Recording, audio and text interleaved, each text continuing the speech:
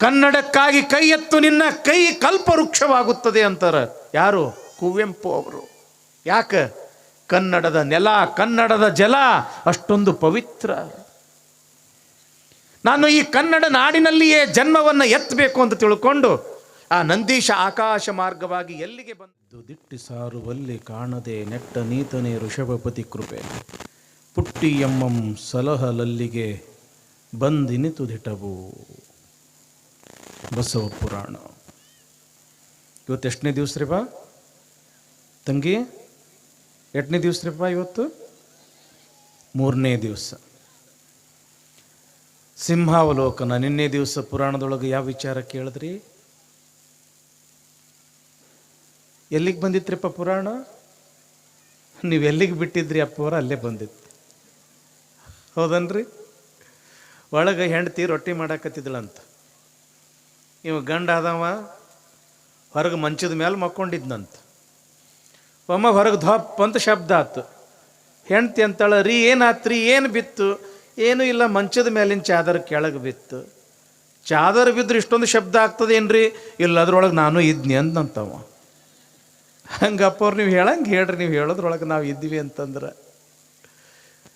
ಇದು ಪ್ರವಚನ, ಇದು ಬಸವ ಪುರಾಣ ಅಂತಂದ್ರೆ ಹೇಳ್ಕೋಂತ ಕೇಳ್ಕೋಂತ ತಿಳ್ಕೋಂತ ಹೋಗೋ ಪುರಾಣ ಇದು. ಸುಮ್ಮನೆ ಹಂಗೆ ಉದ್ದ ಹೋಗೋದಲ್ಲ, ಸ್ವಲ್ಪ ತಿಳ್ಕೋಂತ ಹೋಗೋದಿದು. ಅದಕ್ಕೆ ತಂಗಿ ನೀನು ಏನು ಕೇಳಿದ್ರೇವ ಅಂತ ತಿಳ್ಕೊಂಡು ಕೇಳೋದು. ನೋಡ್ರಿ, ಇವತ್ತು ಅಪ್ಪವ್ರು ಬಂದಾರ, ಹಿರೇಮಠ ಅಪ್ಪವ್ರು, ವಿರಕ್ತ ಮಠ ಅಪ್ಪವರು ಬರಾಕತ್ತಾರ. ಎಲ್ಲರ ಮನಸ್ಸು ಇಲ್ಲೇ ಅದ. ಅವ್ರು ಅಲ್ಲಿದ್ರು ಕೂಡ ಮನಸ್ಸ ಇಲ್ಲೇ ಅದ. ನಮ್ಮ ಭಕ್ತರು ಎಲ್ಲರೂ ಬರಾಕತ್ತಾರೋ ಇಲ್ಲೋ, ಕೇಳಾಕತ್ತಾರೋ ಇಲ್ಲೋ, ಹೆಂಗೆ ನಡೆದೈತೋ ಏನು ಅಂತ ತಿಳ್ಕೊಂಡು ಬರಬರ್ತಾ ಏನ್ರಿಪ್ಪ ಈ ಬಸವ ಪುರಾಣ ಬಹಳ ಅದ್ಭುತ ಇದು. ನೋಡ್ರಿ, ಇವತ್ತಿನಿಂದ ನೋಡ್ರಿ, ಇದ್ರ ಮಾತ ಬೇರೆ. ಬಸವ ಪುರಾಣ. ನಿನ್ನೆ ದಿವಸ ಏನು ಕೇಳಿದ್ರಿ? ಕೈಲಾಸದ ವರ್ಣನೆ. ಜ್ಞಾನಪೀಠದ ಮೇಲೆ ಶಿವ, ಪಾರ್ವತಿ, ಗಣಪ, ಷಣ್ಮುಖರು, ದೇವಾನು ದೇವತೆಗಳು ಆನಂದದಲ್ಲಿ ಇರತಕ್ಕಂಥ ಸಮಯದೊಳಗೆ ನಾರದ ಮಹರ್ಷಿಗಳು ಬಂದರು. ಹೇ ಪರಮಾತ್ಮ, ನೀ ಕೈಲಾಸದೊಳಗೆ ಬಹಳ ಆನಂದದಿಂದ ಕುಂತಿ. ಆದ್ರೆ ಭೂಲೋಕದೊಳಗೆ ಅಧರ್ಮ, ಅನ್ಯಾಯ, ಅತ್ಯಾಚಾರ ನಡೆದದ. ಭೂಲೋಕವನ್ನು ಉದ್ಧಾರ ಮಾಡಕ್ಕೆ ನೀನು ಅವತಾರವನ್ನು ಎತ್ತಬೇಕು. ಆವಾಗ ಶಿವ ಅಂತನ ಏನಂತ? ಈ ಸಲ ಭೂಲೋಕವನ್ನು ಉದ್ಧಾರ ಮಾಡಕ್ಕೆ ನಾನು ಅವತಾರ ಎತ್ತುವುದಿಲ್ಲ, ನನ್ನ ವಾಹನನಾಗಿರ್ತಕ್ಕಂಥ ನಂದೀಶ. ನಂದೀಶನೊಳಗಂಥ ಶಕ್ತಿ ಅದ ಏನು? ಯಾಕಿಲ್ಲ? ಹಿಂದೆ ಶಿಲಾದನೆಂಬ ಮುನಿ ಸಣ್ಣ ಸಣ್ಣ ಶಿಲೆಗಳನ್ನೇ ಆಯ್ದು ತಿಂದು ಕಠಿಣ ತಪಸ್ಸನ್ನು ಮಾಡಿ ನನ್ನನ್ನು ಒಲಿಸಿಕೊಂಡ. ಏನು ಬೇಕು ಅಂತ ಕೇಳಿದಾಗ ನಿನ್ನಷ್ಟೇ ಸಾಮರ್ಥ್ಯನಿರ್ತಕ್ಕಂಥ ಮಗನನ್ನು ಕೊಡು ಅಂದ.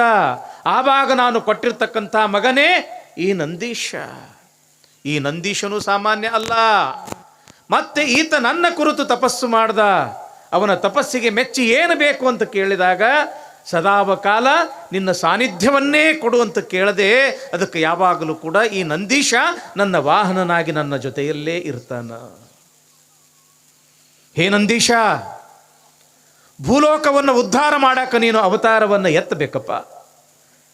ಅಯ್ಯ ಶಿವನೇ, ನಿನ್ನನ್ನು ಬಿಟ್ಟು ನಾನು ಭೂಲೋಕಕ್ಕೆ ಹೋಗಲಾರೆ, ನಿನ್ನನ್ನು ಬಿಟ್ಟು ಬದುಕುವ ಶಕ್ತಿ ನನಗಿಲ್ಲ. ಆವಾಗ ಶಿವ ಅಂತನ, ನೀ ಮುಂದೆ ನಡಿ ಅಷ್ಟ. ಗುರು ಲಿಂಗ ಜಂಗಮ ರೂಪದಿಂದ ನಾನು ಬಂದು ನಿನಗೆ ದರ್ಶನ ಕೊಡ್ತೇನೆ ಅಷ್ಟೇ. ಯಾಕೆ? ಇಲ್ಲಿ ಇರ್ತಕ್ಕಂಥ ಎಲ್ಲ ರುದ್ರಗಣಗಳು ಭೂಲೋಕದಲ್ಲಿ ಅವತಾರ ಎತ್ತಿ ನಿನ್ನನ್ನು ಬಂದು ಕೂಡ್ತಾರೆ ಎಲ್ಲರೂ. ನಡಿ ಅಂತ ತಿಳ್ಕೊಂಡು ಶಿವ ಅಪ್ಪಣೆ ಮಾಡ್ದ. ನಂದೀಶ ಈ ಭೂಲೋಕಕ್ಕೆ ಬಂದ ಎಂಬತಕ್ಕಂಥ ವಿಚಾರ ನಿನ್ನೆ, ಹೌದಲ್ರಿ ಬಾ? ನಿನ್ನೆ ಇದೇ ಕೇಳಿರಲ್ಲ. ಯಾಕೆ ಇದು ಹೇಳೋದು ಅಂತಂದ್ರೆ, ಯಾರು ನಿನ್ನ ಬಂದಿಲ್ಲ ಅವರಿಗೂ ಸ್ವಲ್ಪ ತಿಳಿಲಿ. ಯಾಕೆ ಹಿಂದೆ ತಿಳಿದು ಮುಂದೆ ಹೋದ್ವಿ ಅಂತಂದ್ರೆ ಅದರ ಆನಂದ ಬೇರೆ ಇರ್ತದ. ನಂದೀಶ ಭೂಲೋಕದತ್ತ.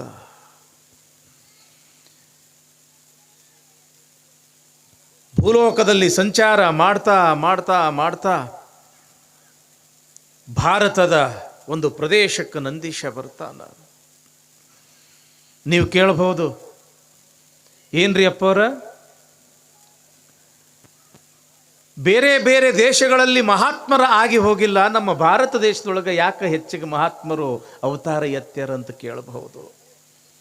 ಯಾಕ ಅಂತಂದ್ರೆ ಈ ಭಾರತ ಇದು ಪುಣ್ಯ ಭೂಮಿ ಅದ. ಗ್ರೀಕ್ ದೇಶದ ಮ್ಯಾಕ್ಸ್ ಮುಲ್ಲರ್ ಅಂತ ತಿಳ್ಕೊಂಡು ತತ್ವಜ್ಞಾನಿ, ಎಲ್ಲರ ಲಕ್ಷ್ಯ ಈ ಕಡೆನೇ ಐತಲ್ರಿವ. ಜಯ ನಮ ಪರಾಪತೆ ಶಿವ ಹರ ಹರ ಖಂಡೇಶ್ವರ ಮಹಾರಾಜ ಕಿ, ಸಂಗಮೇಶ್ವರ ಮಹಾರಾಜ ಕಿ. ಮತ್ತೆ ನಿಮ್ಮ ಮನಸ್ಸು ಈ ಕಡೆ ಎಳಿಬೇಕದು. ನಾ ಹೇಳಿದ್ನಲ್ಲ, ಅದು ಆ ಕಡೆ ಈ ಕಡೆನೂ ಓಡ್ತದದು. ಮತ್ತೆ ಅದಕ್ಕೆ ಹಿಡ್ಕೊಂಡು ತರ್ಬೇಕು ನಾವು. ನಮ್ಮ ಕೆಲಸ, ನಿಮ್ಮ ಕೆಲಸ ಏನು ಅಂತಂದ್ರೆ ಮನಸ್ಸಿಗೆ ಹಂಗೆ ಸಡ್ಲ ಬಿಡೋದು. ನಮ್ಮ ಕೆಲಸ ಏನು ಅಂತಂದ್ರೆ ಅದು ಹಿಡ್ಕೊಂಡು ತಂದು ಮತ್ತೆ ನಮ್ಮ ಕಡೆ ನಿಲ್ಲಿಸೋದು. ಅದು ನನ್ನ ಕಡೆ ನೋಡ್ರಿ, ಅಷ್ಟು ದೂರಿಂದ ಬಂದೀನಿ ಒಂದಿಟ್ಟು. ಮ್ಯಾಕ್ಸ್ ಮುಲ್ಲರ್ ಗ್ರೀಕ್ ದೇಶದ ತತ್ವಜ್ಞಾನಿ. ಭಾರತ ದೇಶ ಬಹಳ ಶ್ರೇಷ್ಠ ಅದ. ಅದು ಯಾಕರ ಶ್ರೇಷ್ಠ ಇರಬಹುದು ಅಂತ ತಿಳ್ಕೊಂಡು ಭಾರತ ದೇಶ ನೋಡಾಕಂತ ಬಂದ. ವರ್ಷ ಅಲ್ಲ, 2 ವರ್ಷ ಅಲ್ಲ, 3 ವರ್ಷ ಭಾರತವನ್ನು ಸಂಚಾರ ಮಾಡ್ದ. ತಿರುಗದ. ಒಬ್ರು ಯಾರೋ ಕೇಳ್ತಾರ, ಏನಪ್ಪ ಪುಣ್ಯಾತ್ಮ, ನೀನು ಗ್ರೀಕ್ ದೇಶದವನು, ಭಾರತ ದೇಶಕ್ಕೆ ಬಂದು ಬೇಸಿಗೆ ಮಳೆ ಚಳಿ ಅನ್ಲಾರ್ದಂಗ 3 ವರ್ಷ ಭಾರತ ದೇಶ ತಿರುಗದಿ, ಆದ್ರೆ 1 ದಿವಸನೂ ಕೂಡ ಕಾಲಾಗ ಚಪ್ಪಲಿ ಹಾಕೊಳ್ಳಿಲ್ಲಲ್ಲ, ಯಾಕ? ನೋಡ್ರಿ, ಬಹಳ ಅದ್ಭುತ ಮಾತದ. 3 ದಿವಸ ತಿರುಗದಿ ಭಾರತ ದೇಶ, 3 ವರ್ಷ ತಿರುಗದಿ, ಕಾಲಲ್ಲಿ ಚಪ್ಪಲಿಯನ್ನು ಮೆಟ್ಟಿಕೊಳ್ಳಲಾರದೆ 3 ವರ್ಷ ಈ ಭಾರತ ದೇಶವನ್ನು ತಿರುಗದಿ, ನೀ ಕಾಲಾಗೆ ಯಾಕೆ ಚಪ್ಪಲಿಯನ್ನು ಹಾಕ್ಕೊಳ್ಳಿಲ್ಲ ಅಂತ ತಿಳ್ಕೊಂಡು ಮ್ಯಾಕ್ಸ್ ಮುಲ್ಲರ್ಗೆ ಕೇಳಿದಾಗ, ಆ ಗ್ರೀಕ್ ದೇಶದ ತತ್ವಜ್ಞಾನಿ ಅಂತನ, ನಾ ದೇವಸ್ಥಾನದೊಳಗೆ ಚಪ್ಪಲಿಯನ್ನು ಹಾಕಿಕೊಳ್ಳುವುದಿಲ್ಲ. ಭಾರತ ದೇಶ, ಇಡೀ ಭಾರತ ದೇಶ ನನ್ನ ಪಾಲಿಗೆ ಅದೊಂದು ದೇವಸ್ಥಾನದಷ್ಟು ಪವಿತ್ರ. ಹೀಗಾಗಿ ಈ ದೇಶದೊಳಗೆ ನಾನು ಚಪ್ಪಲಿಯನ್ನು ಮೆಟ್ಟಿಕೊಳ್ಳುವುದಿಲ್ಲ ಅಂತ ಆ ಮ್ಯಾಕ್ಸ್ ಮುಲ್ಲರ್ ಹೇಳ್ತಾನಂದ ಬಳಿಕ ಈ ದೇಶ ಎಷ್ಟು ಪವಿತ್ರ ಇರಬೇಕು ಅನ್ನೋದನ್ನು ನಾವು ಅರ್ಥ ಮಾಡಿಕೊಳ್ಬೇಕು. ಸ್ವಾಮಿ ವಿವೇಕಾನಂದರು ಅಮೇರಿಕಕ್ಕೆ ಹೋದರು. ಹಿಂದೂ ಧರ್ಮವನ್ನು ಪ್ರಚಾರ ಮಾಡಿ, ಭಾರತದ ಒಂದು ಆಚಾರ ವಿಚಾರ ಸಂಸ್ಕಾರ ಸಂಸ್ಕೃತಿಯನ್ನು ಪ್ರಚಾರ ಮಾಡಿ ಮರಳಿ ಭಾರತಕ್ಕೆ ಬಂದರು. ವಿಮಾನದಿಂದ ಇಳಿದಿದ್ದೇ ತಡ, ಬೊಗಸೆ ತುಂಬ ಮಣ್ಣನ್ನು ತೆಗೆದುಕೊಂಡು ತಮ್ಮ ಮೈ ಮೇಲೆ ಸುರುಕೊಂಡ್ರು ಸ್ವಾಮಿ ವಿವೇಕಾನಂದರು. ಅಲ್ಲಿ ಇರ್ತಕ್ಕಂಥ ಪತ್ರಕರ್ತರು ಕೇಳ್ತಾರೆ, ಯಾಕ್ರಿ ವಿವೇಕಾನಂದ್ರ, ನಿಮ್ಮ ಮೈ ಮೇಲೆ ಮಣ್ಣು ಯಾಕೆ ಸುರುಕೊಂಡ್ರಿ? ಅವಾಗ ವಿವೇಕಾನಂದರಂತಾರ, ನೋಡ್ರಪ್ಪ, ನಾನು ಅಮೇರಿಕಕ್ಕೆ ಹೋಗಿದ್ದೆ. ಅಮೇರಿಕಾ ಅದು ಭೋಗಭೂಮಿ, ಸುಖದ ಸುಪ್ಪತ್ತಿಗೆ ಶ್ರೀಮಂತಿಕೆಯಲ್ಲಿ ಇರ್ತಕ್ಕಂಥ ಭೂಮಿ ಅದು ಅಮೇರಿಕಾ. ಅಲ್ಲಿ ತಿರುಗಾಡಿ ಅಲ್ಲಿಯ ಸಂಸ್ಕಾರ ಸಂಸ್ಕೃತಿಯನ್ನು ನೋಡಿ ನೋಡಿ ನನ್ನ ಮೈನೂ ಹೊಲಸಾಗಿತ್ತು, ನನ್ನ ಮನಸ್ಸೂ ಕೂಡ ಹೊಲಸಾಗಿತ್ತು. ಯಾಕೆ ಈ ಮಣ್ಣು ನನ್ನ ಮೈ ಮೇಲೆ ಹಾಕೊಳ್ಳಕತ್ತೀನಿ ಅಂತಂದ್ರೆ, ಈ ಭಾರತ ದೇಶದ ಭೂಮಿ ಇದು ಭೋಗ ಭೂಮಿ ಅಲ್ಲ, ಇದು ಯೋಗ ಭೂಮಿ. ಇಲ್ಲಿ ಅನೇಕ ಶರಣರು, ಸಂತರು, ಮಹಾತ್ಮರು ಈ ನೆಲವನ್ನು ತುಳಿದು ಪವಿತ್ರ ಮಾಡ್ಯಾರ. ಈ ಮಣ್ಣನ್ನು ನನ್ನ ಮೈ ಮೇಲೆ ಹಾಕೊಂಡೆ ಅಂತಂದ್ರೆ ಮತ್ತೆ ನಾನು ಪವಿತ್ರ ಆಗ್ತೀನಿ ಅನ್ನೋ ದೃಷ್ಟಿಯಿಂದ ಮಣ್ಣನ್ನು ಮೈ ಮೇಲೆ ಹಾಕ್ಕೊಂಡಿನಿ ಅಂತಾರಂತ ಸ್ವಾಮಿ ವಿವೇಕಾನಂದರು. ಎಂಥ ಭೂಮಿ ಇರಬೇಕು ಇದು! ಎಷ್ಟು ಪವಿತ್ರ ನಮ್ಮ ಭಾರತ ದೇಶದ ಈ ಮಣ್ಣು ಅಂತಂದ್ರೆ, ಹಣಿಗೆ ಹಚ್ಕೊಂಡ್ರೆ ಸಾಕು, ವಿಭೂತಿ ಹಚ್ಕೊಂಡಷ್ಟು ಪುಣ್ಯ ಬರ್ತದ. ಅಂಥ ಭೂಮಿ ನಮ್ಮದು ಭಾರತದ ಭೂಮಿ.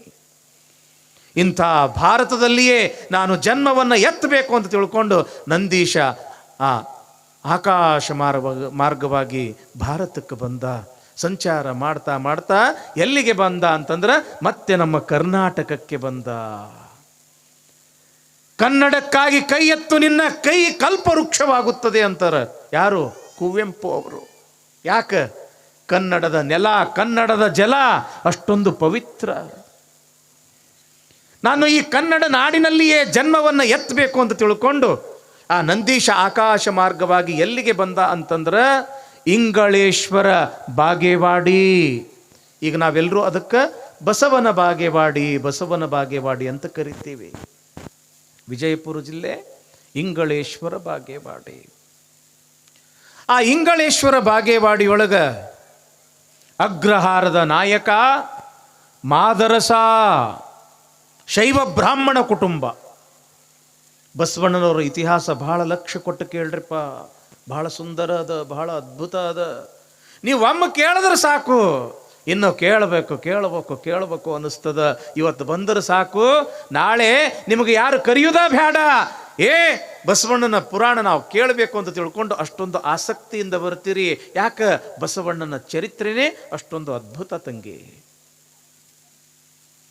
ಇಂಗಳೇಶ್ವರ ಬಾಗೇವಾಡಿ ಅಗ್ರಹಾರದ ನಾಯಕನಾಗಿರ್ತಕ್ಕಂಥ ಮಾದರಸ, ಆತನ ಧರ್ಮ ಪತ್ನಿ ಮಾದಲಾಂಬಿಕೆ. ಇವರಿಗೆ ಒಬ್ಬಳೇ ಮಗಳು ನಾಗಲಾಂಬಿಕೆ ಅಂತ. ಆ ನಾಗಲಾಂಬಿಕೆ ಹುಟ್ಟಿ 12 ವರ್ಷ ಆದರೂ ಕೂಡ ಮತ್ತೆ ಮಕ್ಕಳಾಗಿದ್ದಿಲ್ಲ. ಯಾರಿಗೆ? ಈ ಮಾದರಸ ಮತ್ತು ಮಾದಲಾಂಬಿಕೆಗೆ. ಆ ಬಾಗೇವಾಡಿಯೊಳಗೆ ಒಂದು ಜಾಗೃತವಾಗಿರ್ತಕ್ಕಂಥ ದೇವಸ್ಥಾನ. ಹೆಂಗ ನಮ್ಮ ಮಾದನ ಹಿಪ್ಪರ್ಗಿಯೊಳಗ ಸಂಗಮೇಶ್ವರ ದೇವಸ್ಥಾನ, ಖಂಡೇಶ್ವರ ದೇವಸ್ಥಾನ ಜಾಗೃತವೋ, ಹಂಗ ಅಲ್ಲಿ ನಂದೀಶ್ವರ ದೇವಸ್ಥಾನ ಬಹಳ ಜಾಗೃತ. ಈಗಲೂ ಕೂಡ ನೀವು ಬಸವನ ಬಾಗೇವಾಡಿಗೆ ಹೋದ್ರಿ ಅಂತಂದ್ರೆ ಆ ದೇವಸ್ಥಾನಕ್ಕೆ ಮೊದಲು ಹೋಗ್ರಿ. ಏನು ಬಸವಣ್ಣ, ಎಷ್ಟು ಎತ್ತರದ ಬಸವಣ್ಣ, ಎಷ್ಟು ಅಪರೂಪದ ಒಂದು ಕಲೆ, ಏನು ಅದರಲ್ಲಿ ಇರ್ತಕ್ಕಂಥ ಒಂದು ಚಿತ್ಕಳೆ ನೋಡ್ತಾ ಇದ್ರೆ ಹಂಗ ನೋಡ್ಬೇಕು ಅನ್ನಿಸ್ತದ. ಅಂಥ ಅದ್ಭುತ ಬಸವಣ್ಣ, ಬಸವನ ಬಾಗೇವಾಡಿಯ ಬಸವಣ್ಣ. ಆ ಬಸವಣ್ಣನಿಗೆ ಈ ಮಾದಲಾಂಬಿಕೆ ಬೇಡ್ಕೊಳ್ತಾಳೆ, ಯಪ್ಪ ಬಸವಣ್ಣ, ನಂದೀಶ, ಮಗಳು ಹುಟ್ಟಿ 12 ವರ್ಷ ಆತು. ನಮ್ಮ ಕುಲ ಉದ್ಧಾರಕ್ಕಾಗಿ, ನಮ್ಮ ಮನೆತನದ ಜ್ಯೋತಿಯನ್ನು ಬೆಳಗಿಸೋದಕ್ಕಾಗಿ ಒಂದು ಗಂಡು ಮಗನನ್ನು ಕೊಟ್ಟು ಕಾಪಾಡು ಅಂತ ತಿಳ್ಕೊಂಡು ನಂದೀಶನಿಗೆ ವ್ರತವನ್ನು ಮಾಡ್ತಾ ಇದ್ದಾಳೆ ಮಾದಲಾಂಬಿಕೆ. ದಿವಸ ಬರ್ತಾಳೆ, ಪೂಜೆಯನ್ನು ಮಾಡ್ತಾಳೆ, ಹೂಪತ್ರಿ ಧರಿಸ್ತಾಳೆ, ಆನಂದದಿಂದ ಮಂಗಳಾರತಿಯನ್ನು ಮಾಡ್ತಾಳೆ. ಹಿಂಗೆ ಭಕ್ತಿಯಿಂದ ಆ ಬಸವಣ್ಣನ ಪೂಜೆಯನ್ನು ಮಾಡಕತ್ತಾಳ ಮಾದಲಾಂಬಿಕೆ. ಒಂದು ದಿವಸ ಮಂಗಳಾರತಿ ಮಾಡಿ ಕಣ್ತುಂಬ ಆ ಬಸವಣ್ಣನನ್ನು ನೋಡ್ತಾ ಮನಸ್ಸಿನಲ್ಲಿ ಹಿಂಗೆ ಪ್ರಾರ್ಥನೆಯನ್ನು ಮಾಡ್ತಾ ಇರ್ತಕ್ಕಂಥ ಸಮಯದೊಳಗೆ ಏನಾಯ್ತು ಅಂತಂದ್ರೆ ಆ ಬಸವಣ್ಣನ ಬಲಭಾಗದ ಹೂವು ಕೆಳಗೆ ಬಿದ್ದು ಬಿಡುತ್ತು. ಯಾವಾಗ ಬಲಭಾಗದ ಹೂವು ಬಿತ್ತೋ ಅಲ್ಲಿ ಇರ್ತಕ್ಕಂಥ ಅರ್ಚಕ, ಪೂಜೆ ಮಾಡ್ತಕ್ಕಂಥ ಪೂಜಾರಿ, ಯವ್ವಾ ಬಸವಣ್ಣ ನಿಮಗೆ ಬಲಭಾಗದ ಹೂವು ಆಶೀರ್ವಾದವಾಗಿ ಕೊಟ್ಟನ, ತಗೊಳ್ರಿ ಅಂತ ತಿಳ್ಕೊಂಡು ಹಿಂಗೆ ಕೊಡಾಕ ಬರುದ ತಡ ಭಕ್ತಿಯಿಂದ ಉಡಿಯೊಳಗ ಆ ಹೂವನ್ನು ತೆಗೆದುಕೊಂಡು ಆ ಹೂವನ್ನು ಆ ಕಣ್ಣಿಗೆ, 2 ಕಣ್ಣಿಗೆ ಸ್ಪರ್ಶ ಮಾಡಿಕೊಂಡು ತಲೆಯಲ್ಲಿ ಮುಡ್ಕೊಳ್ತಾಳ ಮಾದಲಾಂಬಿಕೆ. ಬಂದಳು, ಗಂಡಿಗೆ ಹೇಳಿದಳು. ಗಂಡಿಗೆ ಬಹಳ ಸಂತೋಷ ಆಯ್ತು. ರಾತ್ರಿ ಆತು, ಮಲ್ಕೊಂಡ್ರು. ಮಾರನೇ ದಿವಸ ನಸುಕಿನ ಜಾವ ಕನಸು ಬಿದ್ದದ. ಯಾರಿಗೆ? ಮಾದಲಾಂಬಿಕೆಗೆ ಕನಸು ಬಿದ್ದದ. ಕನಸಿನೊಳಗ ಸಾಕ್ಷಾತ್ ನಂದೀಶ್ವರನೇ ಜಂಗಮ ಅವತಾರವನ್ನ ಎತ್ಯಾನ. ಏನದು? ಮೈ ತುಂಬ ಕಾವಿ ಬಟ್ಟೆ ಅದಾವ, ಹಣಿ ತುಂಬ ವಿಭೂತಿ ಅದ, ಕೊರಳಲ್ಲಿ ಲಿಂಗ ರುದ್ರಾಕ್ಷಿ ಅದ. ಅವ್ವಾ ಅಂತ ಹೇಳಿ ಕರೆದ ನಂದೀಶ. ಕೈ ಜೋಡಿಸಿದಳು ಮಾದಲಾಂಬಿಕೆ. ಅವ್ವಾ, ನಿನ್ನ ಭಕ್ತಿ ಬಹಳ ದೊಡ್ಡದು, ನಿನ್ನ ಭಕ್ತಿಗೆ ನಂದೀಶ ಮೆಚ್ಚಾನ.